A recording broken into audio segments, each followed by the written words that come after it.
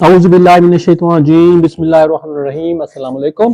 آپ دیکھ رہے ہیں گلوبل ڈیفنس ویو، اور آج کے گلوبل ڈیفنس ویو میں ہم بات کریں گے کہ پاکستان ایئر فورس یا پاکستان ایروناٹیکل کمپلیکس ہے اس نے پچھلے دنوں یہ بات سامنے آ رہی تھی کہ بلکہ پہلے یہ غیر مصدقہ ذرائع تھے، لیکن اب یہ مصدقہ طور پر یہ اطلاع آ گئی کہ پی اے ایف جو ہے یا Pakistan aeronautical complex JF-17 PFX fighter پر کام کر رہا ہے یا یہ اس کو لانا چاہ رہا ہے۔ تو آج کے بھی ولاگ میں ہم دیکھیں گے کہ کیا وجوہات ہیں یا JF-17 PFX کیوں پاکستان لا رہا ہے۔ تو شروع کرتے ہیں آج کا پروگرام۔ پاکستان ایئر فورس یعنی پی ایف نے پہلی بار جو ہے آئیڈیاز 2024 میں یہ بات منظر عام پر لائی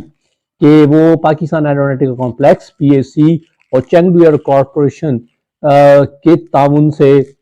JF-17 تھنڈر کا ایک نیا ماڈل منظر عام پر لا رہی ہے۔ JF-17 PFX یعنی پاکستان فائٹر ایکسپیریمنٹل کے نام دیا گیا ہے، اور یہ آئیڈیا جو ہے آئیڈیاز 2024 میں فلوٹ کیا گیا جو 24 نومبر 2024 کو اختتام پذیر ہوئی۔ آئیڈیاز 2024 میں پی ایف کے افسران نے JF-17 PFX کے بارے میں جو بریفنگز دیں اس کے مطابق یہ 4.5 جنریشن کا لڑاکا طیارہ ہے، اور اس کو 2030 سے پہلے اس کی ڈیولپمنٹ تکمیل ہونے کا امکان ہے، بلکہ آپ یوں کہیں کہ 2030 میں یہ آپریشنل ہونے کا امکان ہے۔ پاکستانی حکومت کے سینئر افسران نے JF-17 PFX کے حوالے سے بتایا کہ یہ فضا سے فضا میں مار کرنے والے میزائلوں سے لیس ہوگا جو JF-17 کے پرانے ویژن کے مقابلے میں زیادہ طویل رینج رکھتے ہوں گے، اور پاکستان مقامی طور پر PFX کا ریڈار سسٹم بھی تیار کرنے کا ارادہ رکھتا ہے۔ پاکستان کی جانب سے آلریڈی JF-17 PFX میں جو چائنا کے آلریڈی میزائل استعمال ہو رہے ہیں جن میں PL-15 بھی شامل ہے۔ JF-17 PFX پاک فضائیہ کی وسیع تر طویل مدتی جدید حکمت عملی کا حصہ ہے۔ فی الحال یہ تو واضح نہیں ہے کہ JF-17 PFX پروگرام میں خاص طور پہ کیا چیز شامل ہے، تاہم JF-17 PFX کا اعلان اس بات کی تصدیق کرتا ہے کہ بلاک 3 کی شمولیت مکمل ہونے کے بعد پی ایف کے پاس اس پروگرام کے لیے کوئی منصوبہ ہے۔ 2022 میں پاکستان اپنا JF-17 بلاک 3 لایا جو کہ JF سیریز کا جدید ترین ماڈل ہے، اور اس میں جو ہے PL-15 year to year missile جو ہیں وہ پاکستان کو پہلی دفعہ ملے تھے۔ تو اسی طرح 2023 میں پاکستان ایروناٹیکل کمپلیکس کامرا میں JF-17 بلاک 3 کی پیداوار شروع کی تھی۔ پی ایف نے کہا کہ بلاک 3 طیارے سے پہلے کے بلاک 2 ویژن کے مقابلے میں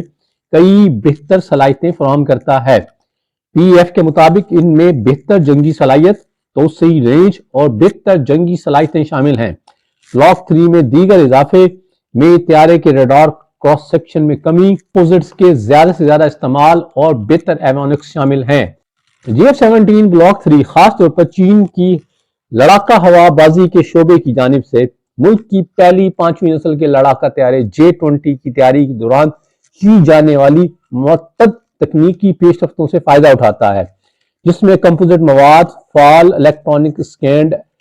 array radar, helmet mounted display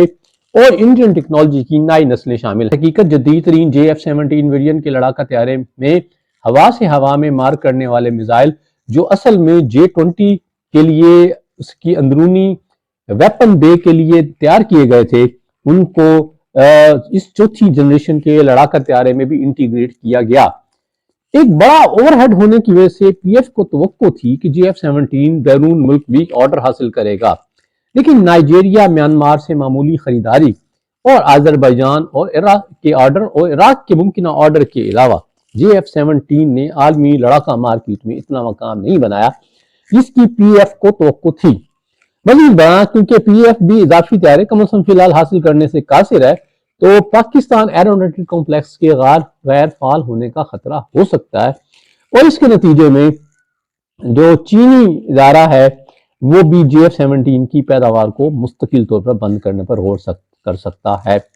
تو تجارتی لحاظ سے دیکھا جائے تو JF-17 طیارے نے ریٹرن آن انویسٹمنٹ پیدا نہیں کیا جس کی PF نے اس پروگرام پر دستخط کرتے وقت طلب کی تھی۔ تاہم آپریشنل نقطہ نظر سے JF-17 ایک قابل قدر اثاثہ رہا کہ جس کی وجہ سے پاک فضائیہ کو لڑاکا حل بھی مل گیا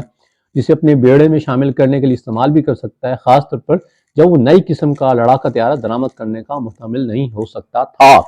اگرچہ پاک فضائیہ نے چینگڈو J-10CE کو بھی شامل کیا ہے اور شین یونگ J-31 جس کو عرف عام میں J-35 بھی کہا جاتا ہے کہ حاصل کرنے کی منصوبہ بندی کر رہا ہے، اس حوالے سے بھی حالیہ دنوں میں اس پہ ہم نے ایک ویلاگ بھی کیا تھا۔ لیکن پاکستان کے مستقل پریشان کن معاشی حالات کی وجہ سے ان بڑے پروگراموں کے گرنے یا سست ہونے کا خطرہ ہمیشہ رہے گا، لہذا اگلی نسل کے طیاروں میں JF-17 یا اس طرح کا لڑاکا طیارے کی ضرورت برقرار رہے گی۔